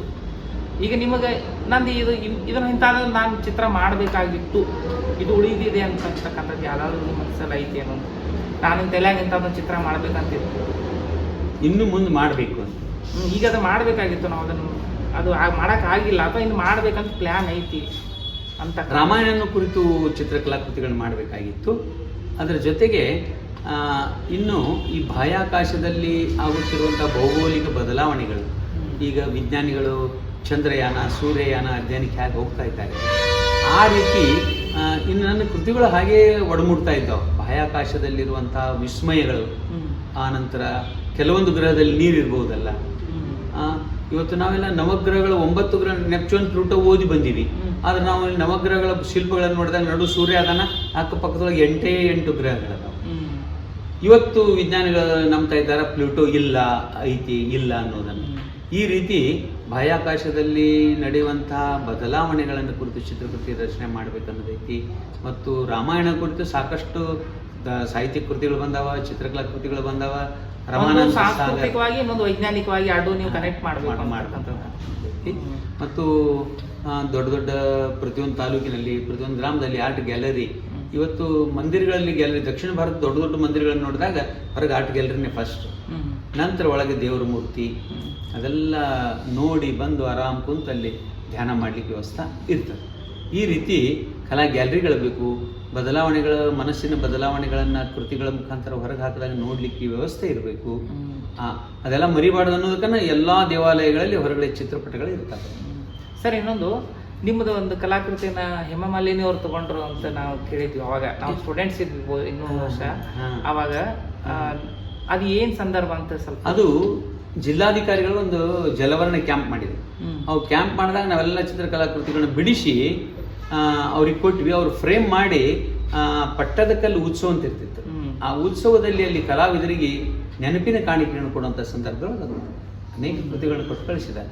ಅದು ಯಾವುದು ಕಲಾಕೃತಿ ಅವರು ಪಡ್ಕೊಂಡ್ರು ಜಿಲ್ಲಾಧಿಕಾರಿಗಳ ವತಿಯಿಂದ ಓದುವವು, ಆ ಕೃತಿಗಳನ್ನ ಮತ್ತೊಮ್ಮೆ ಮರುಕೃತಿ ಮಾಡ್ಕೊತ ಇದ್ವಿ ನಾವು ಮಾಡ್ಕೊಂಡು. ಅದು ಮತ್ತು ಇಟಲಿಯ ರೆಗಾಲಿಯನ್ನವರು ಒಂದು ಚಿತ್ರಕಲಾಕೃತಿಯನ್ನು ಖರೀದಿ ಮಾಡ್ಕೊಂಡ್ರು. ಒಬ್ಬ ರೇಷ್ಮೆ ವ್ಯಾಪಾರಿಗಳವರು ನಮ್ಮ ಭಾರತ ದೇಶದ ಅವರು ವ್ಯಾಪಾರಿಗಳು ನೆನಪಿನ ಕಾಣಿಕೆಯಾಗಿ ನಮ್ಮ ಕಲಾಕೃತಿ ಕೊಟ್ಟಾಗ ಅದ್ರ ಬಗ್ಗೆ ಅವರಿಗೆ ಕೇಳಿದಾಗ ಅವರು ಒಳ್ಳೆಯ ಅಭಿಪ್ರಾಯವನ್ನು ಬರೆದು ಕಳಿಸಿದ್ರು ಆ ಪೇಂಟಿಂಗ್. ಭಾಳ ಸಂತೋಷ ಆಯ್ತು ಸರ್. ನೀವು ನಾನು ನಿಮ್ಮಲ್ಲಿ ಏನು ರಿಕ್ವೆಸ್ಟ್ ಮಾಡ್ಕೊಂಡ್ರೆ, ನಿಮ್ಮ ಇದರಲ್ಲಿ ಭಾಳಷ್ಟು ಪೇಂಟಿಂಗ್ ಅದಾವೆ, ಭಾಳಷ್ಟು ಎಲ್ಲ ಪೇಂಟಿಂಗ್ ಬಗ್ಗೆ ನಾವು ಕೇಳ್ಕೊತ್ಕೋತಾರೆ ಬಹುಶಃ 2 ದಿವಸ 3 ದಿವಸ ಸಾಕಾಗೋದಿಲ್ಲ. ಅದಕ್ಕೆ ನಿಮ್ಮ ಯಾವ್ದಾದ್ರು 1 ಅಥವಾ 2 ಪೇಂಟಿಂಗ್ ಒಂದು ತೋರಿಸಿ ಅದ್ರ ಬಗ್ಗೆ ಒಂದು 2 ಮಾತು ಎಕ್ಸ್ಪ್ಲೇನ್ ಮಾಡಿದರೆ ನಮಗೆ ಖುಷಿ ಆಗುತ್ತೆ. ಪೇಂಟಿಂಗ್ ಬಗ್ಗೆ ಸ್ವಲ್ಪ. ಇದು ಭಾರತೀಯ ಆಧ್ಯಾತ್ಮ. ನಾವು ಇಲ್ಲಿ ಶಾಂತಮಯವಾಗಿ ಜೀವನವನ್ನು ಬದುಕುವುದಕ್ಕೆ ನಮಗೆ ನಗ್ನ ಸತ್ಯವಾಗಿ ಬೌದ್ಧನಿದೆ. ಬುದ್ಧನ ಈ ಬದುಕನ್ನು ನೋಡಿದಾಗ ಲೌಕಿಕ ಜಗತ್ತಿನಲ್ಲಿರುವಂತಹ ನೋವು, ಆ ಒಂದು ತೊಂದರೆ, ಇವೆಲ್ಲದಕ್ಕಿಂತ ಅಲೌಕಿಕ ಜಗತ್ತಿರ್ಬೋದಲ್ಲ ಅಂಥೇಳಿ ಧ್ಯಾನಾಸಕ್ತನಾಗಿ ಕುಳಿತು ಧ್ಯಾನದ ದಾರಿಯನ್ನು ಹುಡುಕಿಕೊಂಡು ತನ್ನ ಐಶ್ವರ್ಯ ಇರುವಂತಹ ತನ್ನ ಬಂಧು ಬಳಗದ ಹತ್ತಿರನೇ ಭಿಕ್ಷೆಗಾಗಿ ಬಂದಿದ್ದಂಥ ಸಂದರ್ಭ ಇಲ್ಲಿ ಕಾಣ್ತಾ ಇದೆ. ಇಲ್ಲಿ ಎಲ್ಲವೂ ಇಲ್ಲಿಯೇ ಲೌಕಿಕವಾದದ್ದು, ಲೌಕಿಕಕ್ಕಿಂತ ಅಲೌಕಿಕ ದೊಡ್ಡದಿದೆ ಅನ್ನೋದನ್ನು ತೋರಿಸಲಿಕ್ಕೆ ಇಲ್ಲಿ ಬುದ್ಧ ತನ್ನ ಮನೆಗೆ ಭಿಕ್ಷೆಗಾಗಿ ಬಂದಿದ್ದನ್ನು ನಾವು ಕಾಣ್ತಾ ಇದ್ದೇವೆ. ಇದು ಬದುಕು ಬತ್ತಲೆ, ಆಧ್ಯಾತ್ಮ ಯಾವಾಗಲೂ ಪವಿತ್ರವಾದದ್ದು ಅನ್ನುವುದರ ಸಂಕೇತವಾಗಿ ಈ ಚಿತ್ರವನ್ನು ಇತ್ತೀಚೆಗೆ ಇಲ್ಲಿ ಕಲಾ ಪ್ರದರ್ಶನ ಮಾಡೋದು ಮುಂಚಿತವಾಗಿ ಇದನ್ನು ಮಾಡಿದ್ದಾಗಿದೆ. ಮನುಷ್ಯನ ಬದುಕು ಹೇಗಿರ್ತೈತಿ ಅಂದ್ರೆ, ಇಲ್ಲೊಂದು ಶಂಖದ ಹುಳ ಕಾಲೊಳಗೆ ಬರ್ತಿರ್ತದೆ. ಅದರ ಆಯುಷ್ಯ ಎಷ್ಟು ಏನು ಭಗವಂತ ಸೃಷ್ಟಿ ಮಾಡಿ ಕಳಿಸಿರ್ತಾನೆ. ಅದು ಆ ಶಂಖದ ಹುಳಗಳೆಲ್ಲ ಇವರು ಧ್ಯಾನಕ್ಕೆ ಕೂತಾಗ ಇವ್ರ ತಲೆ ಮೇಲೆ ಕೂತಿದ್ದು. ಇದು ಒಂದು ಕಡೆ ನಮ್ಗೆ ತಿಳಿದು ಬರ್ತಾ ಇದೆ ಧ್ಯಾನಕ್ಕೆ ಕೂತಾಗ. ಮತ್ತು ಅದು ಹಾಗಾದ್ರೆ ಈ ಕಣ್ಣಿಲ್ಲದ ಒಂದು ಜೀವಿ ಇದು ತನ್ನ ಕೋಡುಗಳ ಮುಖಾಂತರ ಯಾವ ರೀತಿ ಸಾಂಕೇತಿಕವಾಗಿ ಹೋಗ್ತದೆ, ಯಾವ ರೀತಿ ಸುರಕ್ಷಿತವಾಗಿ ಬದುಕ್ತದೆ, ಮತ್ತು ಭಗವಂತ ಅದಕ್ಕೆ ಎಂಥ ರಕ್ಷಣೆ ಕೊಟ್ಟ ನೋಡ್ರಿ, ಬೋಲ್ಡ್ ಆಗಿರುವಂಥ ಮೇಲೆ ಶಂಕ ಇದೆ. ಈ ರೀತಿ ಅಲೌಕಿಕ ಆಧ್ಯಾತ್ಮಿಕ ಬದುಕೇನೈತಿ ಅದು ಪ್ರತಿಯೊಬ್ಬರನ್ನು ರಕ್ಷಣೆ ಮಾಡೋದು ದಿವ್ಯ ಶಕ್ತಿ ಅದು ಅನ್ನೋದನ್ನು ಗೌತಮ್ ಬುದ್ಧ ಅವರು ಇಡೀ ಜಗತ್ತಿಗೆ ಸಾರಿ ಹೇಳಿದ್ದು ಪ್ರಕಟ ಆಗಲಿ, ಅದು ಗೊತ್ತಾಗಲಿ ಅನ್ನೋ ದೃಷ್ಟಿಯಲ್ಲಿ ಈ ಚಿತ್ರಕಲಾಕೃತಿ ರಚನೆ ಮಾಡಿ ಇದು ನನಗೂ ಬಹಳ ತೃಪ್ತಿ ಕೊಟ್ಟದ. ಆಧ್ಯಾತ್ಮ ಅನ್ನೋದು ಗ್ರೇಟ್ ಐತಿ ಅನ್ನೋದನ್ನ ಈ ಚಿತ್ರ ಸಾಧಿಸಿ ತೋರಿಸ್ತದೆ ಅನ್ನುವಂಥದ್ದು. ಅದೇ ರೀತಿ ಈ ಆಚರಣೆಗಳಲ್ಲಿ ಕರಡಿ ಮಜಲು, ಈ ಮನುಷ್ಯನ ಬದುಕು ಎಲ್ಲವನ್ನೂ ತ್ಯಾಗ ಮಾಡಿದಾಗ ಬಹಳ ಆನಂದ ಪಡ್ತಾನ ಅನ್ನುವಂಥದ್ದು ಇಲ್ಲಿ ಒಬ್ಬ ವ್ಯಕ್ತಿ ನಾವು ಕೊಂದಿಷ್ಟು ಅಧ್ಯಯನ ಮಾಡಿದ್ದು, ಆ ವಿದ್ಯಾರ್ಥಿ ಜೀವನದಲ್ಲಿ ಅಧ್ಯಯನ ಮಾಡಿದ್ದು ಇವತ್ತಿಗೂ ಅದು ಪ್ರಸ್ತುತ ಆಗ್ತಾನೆ ಹೋಗ್ತಾ ಇದೆ. ಮತ್ತು ಬಹಳಷ್ಟು ಕಲಾವಿದರು ಹಿಡ್ಕೊಂಡು ಬಿಜಾಪುರದ ಬೆಹತ್ರಿನ್ ಮಹಲ್ ನಿರ್ಮಾಣ ಮಾಡಿದ್ದು, ಅಲ್ಲಿ ಸಿಗುವಂಥ ಕರೆ ಕಲ್ಲುಗಳನ್ನು ತಗೊಂಡು ಮಾಡಿದ್ದು. ಆಮೇಲೆ ಜನರೆಲ್ಲ ಕೂಡ್ಕೊಂಡು ಈ ರಾಗ ತಾಳ ಲಯದೊಂದಿಗೆ ಇಷ್ಟೇ ಲಯ ಇಷ್ಟೇ ತಾಳ ಇದೇ ರೀತಿ ಬಾರಿಸ್ಬೇಕು. ಆಮೇಲೆ ಇದು ಒಂದು ಸಾದಂತ ಸೂರು ಹಿಡಿತಿರ್ತದೆ, ಅದು ಒಂದೇ ರೀತಿ ಶಬ್ದ ಕೊಡ್ತಿರ್ತದೆ, ಅಲ್ಲಿ ಬೇರೆ ಬೇರೆ ಶಹನಾಯಿ ವಾದನ ಬರ್ತದೆ, ಆಮೇಲೆ ಇದು ಒಂದು ತಾಳ ಹಿಡಿತಿರ್ತದೆ, ಆಮೇಲೆ ಇದು ಬೇರೆ ಬೇರೆ ತಾಳ ಬದಲಾಗ್ತಿರ್ತವೆ. ಇದು ಇಲ್ಲಿರುವಂಥ ಜನರು ಬೇರೆ ಬೇರೆ ಬೇರೆ ಜಾತಿ ಜನರು ಕೂಡಿರ್ತಾರೆ, ಒಂದು ಜಾತ್ರೆ ಎಲ್ಲ ಥರ ಜನ ಜನರು ಎಲ್ಲರೂ ಕೂಡಿ ಒಂದು ಒಳ್ಳೆಯ ಜನ ಕೊಡ್ತಿರ್ತಾರೆ. ಈ ರೀತಿ ಭಾರತೀಯ ಬದುಕು ಬಹಳ ಉತ್ತಮವಾದಂಥ ಬದುಕಿದೆ. ಇವನು ರಕ್ಷಣೆ ಮಾಡಿಕೊಂಡು ಹೋಗ್ಬೇಕಾದ್ರೆ ನಾವು ಬರೀ ಬಾಯಲ್ಲಿ ಹೇಳಿದ್ರೆ ಸಾಕಾಗೋದಿಲ್ಲ, ಚಿತ್ರಕೃತಿಗಳ ಮುಖಾಂತರ ತೋರಿಸಿದಾಗ ಅದು ಉಳಿತದೆ, ಬದುಕ್ತದೆ, ಮುಂದಿನ ಪೀಳಿಗೆ ಮುಟ್ತದೆ. ನನಗೆ ಬಹಳ ಖುಷಿ ಕೊಡೋದು ಇದು ಸಾಂಪ್ರದಾಯಿಕ ಭಿತ್ತಿ ಚಿತ್ರ. ಈ ಭಿತ್ತಿ ಚಿತ್ರ ಗುಳೇದಗುಡ್ಡದ ಒಂದು ಮಹಲ್ನಲ್ಲಿ ಮನೆಯಲ್ಲಿ ಸಿಕ್ತಿದ್ರು, ಅಲ್ಲಿ ಗೋಡೆ ಮೇಲೆ ಬಿಡಿಸಿದ್ರು. ಅದನ್ನು ನಾನು ಈ ಚಿತ್ರವನ್ನು ಮರುಕೃತಿ ಯಾಕೆ ಮಾಡಬಾರ್ದು ಅಂತ ಹೇಳಿ ಒಂದು 8 ದಿವಸ ಟೈಮ್ ತೊಗೊಂಡು ಫಸ್ಟ್ ಮರುಕೃತಿ ಮಾಡಿದೆ. ಇದು ನನಗೆ ಅನಿಸಿದ ಮಟ್ಟಿಗೆ 12ನೇ ಶತಮಾನದ ಮಹಾಕ್ರಾಂತಿ ಲಿಂಗವನ್ನು ಕೈಯಲ್ಲಿ ಹಿಡ್ಕೊಂಡು ಇಷ್ಟಲಿಂಗದ ಧ್ಯಾನ ಮಾಡ್ತಾ ಇರೋದು ಅದಕ್ಕೆ ಪರಿವರ್ತನೆ ಮಾಡಿದಾನೋ, ಅಥವಾ ಮೊದಲು ತ್ರಾಟಕ, ಯೋಗದಲ್ಲಿ ತ್ರಾಟಕ ಅಂತಿತ್ತು, ಧ್ಯಾನ ಹಚ್ಚಲಿಕ್ಕೆ ಒಂದು ವಸ್ತು ಬೇಕಾಗ್ತಿತ್ತು, ಅಲ್ಲಿ ಶಿವಲಿಂಗ ಇಟ್ಕೊಂಡು ಗಣಪತಿ ಧ್ಯಾನ ಮಾಡ್ತಾ ಇರೋದು. ಹಿಡ್ಕೊಂಡು ತ್ರಾಟಕ ಮನಸ್ಸನ್ನ ಏಕಾಗ್ರತೆ ಮಾಡೋದಕ್ಕಾಗಿ ಹಿಡ್ಕೊಂಡ ಶಿವ ಇತ್ತೀಚೆಗೆ. ಆಮೇಲೆ ಮಾಡುವ ಸೂಕ್ಷ್ಮತೆ ಬಹಳ ಸೂಕ್ಷ್ಮ ರೇಖೆಗಳು, ಉತ್ತಮವಾದ ಸ್ಟೈಲು, ಅರ್ಧ ಪದ್ಮಾಸನದಲ್ಲಿ ತುತ್ಕೊಂಡಿರೋದು, ಆಭರಣಗಳು ಎಲ್ಲ ಭಾಳ ಹಿಡಿಸಿದ್ವು. ಇದನ್ನು ಮರುಕೃತಿ ಫಸ್ಟ್ ಮಾಡಿದೆ ನಾನು. ಇಲ್ಲಿಂದ ಚಿತ್ರಕಲಾ ಶಿಕ್ಷಕ ಅವಾರ್ಡ್ ಆದ ತಕ್ಷಣ ಈ ಕೃತಿ ಮಾಡಿದೆ. ಅದ್ರ ಜೊತೆಗೇನೆ ಅದು ಒಂದು ಸಿಕ್ತು, ಧರ್ಮ ಅರ್ಥ ಕಾಮ ಮೋಕ್ಷ ಚತುರ್ವಿಧ ಪುರುಷಾರ್ಥಗಳು ಅಂತ. ಇದನ್ನು ರೀಪ್ರೊಡ್ಯೂಸ್ ಮಾಡಿದೆ.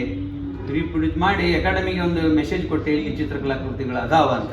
ಅವರು ವಿಡಿಯೋ ಮಾಡ್ಕೊಂಡ್ರು, ಆಮೇಲೆ ಅದ್ರ ಬಗ್ಗೆ ಇದು ಮಾಡಿದ್ರು. ಅಂದ್ರೆ ಜೊತೆಗೆ ಕಲಾ ಸಂಶೋಧನೆಯನ್ನು ಮಾಡಿದ್ರೆ ಅಂತಂಗಾಯ್ತು. ಹೌದು, ಇದು ಭಿತ್ತಿ ಚಿತ್ರಗಳು. ಆ ನಂತರ ಪ್ರಕೃತಿ ಚಿತ್ರ ಇಲ್ಲಿ ಧಾರವಾಡದಲ್ಲಿನೇ ಆರ್ಟ್ ಮಾಸ್ಟರ್ ಡಿಪ್ಲೊಮಾ ಮಾಡಿದ ತಕ್ಷಣ ಅದ್ರ ಜೊತೆಗೇನೆ BA ಡಿಗ್ರಿನೂ ಮಾಡಿದ್ವಿ, MAನೂ ಮಾಡಿದ್ವಿ, B.Ed ಮಾಡಿದ್ವಿ.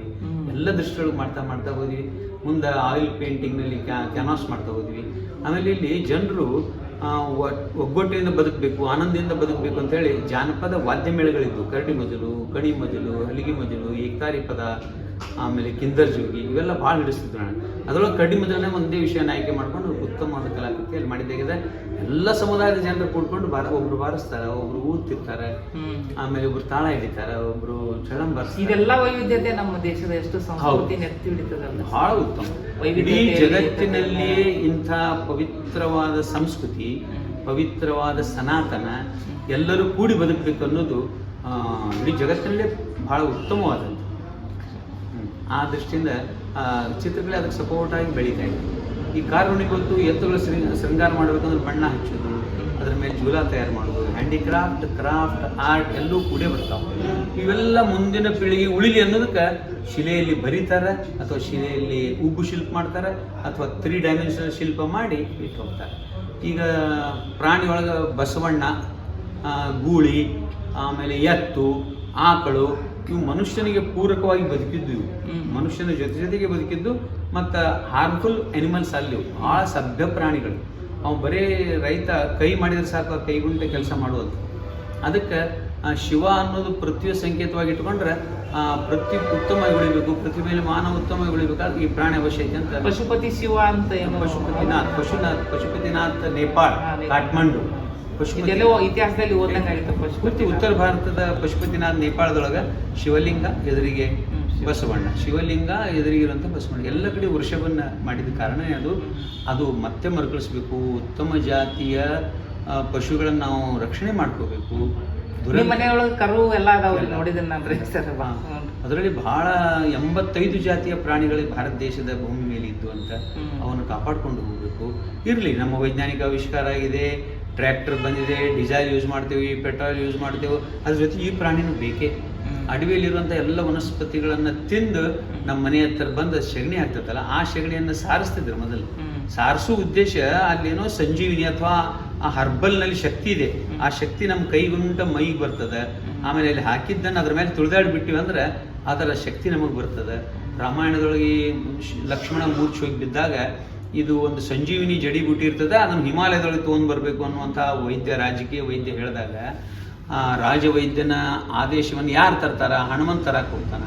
ಹನುಮಂತಿಗೆ ಎಲ್ಲೈತಿ ಗೊತ್ತಾಗೋದು, ಮತ್ತು ಗುಡ್ಡಾನೆ ಕಿತ್ಕೊಂಡು ಬಂದು ಅಲ್ಲಿ ತೊಗೊಂಡು ಬರ್ತಾನೆ. ಮುಂದೆ ಆ ವೈದ್ಯ ಹಸ್ತಾನೆ ಅಂತಂದ್ರೆ ನಾವು ರಾಮಾಯಣದೊಳಗೆ ಕಾಣ್ತಾ ಇದ್ದೀವಿ.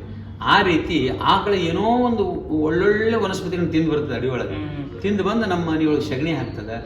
ಆ ಸಗಣಿಯನ್ನು ನಾವು ಅದು ಸುಟ್ಟು ಅದ್ರ ವಾಸನೆ ತಗೊಳ್ಳೋದ್ರ ದೃಷ್ಟಿಯಿಂದ ಅಥವಾ ಅದನ್ನು ಸಾರಿಸೋ ದೃಷ್ಟಿಯಿಂದ ಅದನ್ನು ಇದು ಹೊಲಕ್ಕೆ ಹಾಕಿದಾಗ ಸತ್ವಯುತವಾದಂಥ ಕಾಳುಗಳು ಬೆಳೀತಾವೆ ಅನ್ನುವಂಥ ಒಂದು ಅರ್ಥ ಐತಿ ಅಲ್ಲಿ. ಆ ಉದ್ದೇಶಕ್ಕೆ ಈ ಪ್ರಾಣಿ ಸಂಪತ್ತನ್ನು ನಾವು ಕಾಪಾಡ್ಕೊಂಡು ಹೋಗ್ಬೋದು. ಭಾಳ ಖುಷಿ ಆಯ್ತು ಸರ್, ನೀವು ಇಷ್ಟೊತ್ತಂಗ ನಮ್ಮ ಜೊತೆ ಮಾತಾಡಿದ್ದು. ಇನ್ನೂ ಮಾತಾಡ್ಲಿಕ್ಕೆ ಭಾಳಷ್ಟು ವಿಷಯಗಳದಾವ, ಆದರೂ ಭಾಳಷ್ಟು ವಿಚಾರಗಳು ಇದರಿಂದ ನಾವು ಕಲೀಲಿಕ್ಕೆ ಅನುಕೂಲ ಆಯಿತು, ಭಾಳಷ್ಟು ತಿಳ್ಕೊಳ್ಳಿಕ್ಕೆ ಅನುಕೂಲ ಆಯಿತು. ಥ್ಯಾಂಕ್ಸ್ ಸರ್, ತಮಗೆ ಧನ್ಯವಾದಗಳು ತಮಗೆ.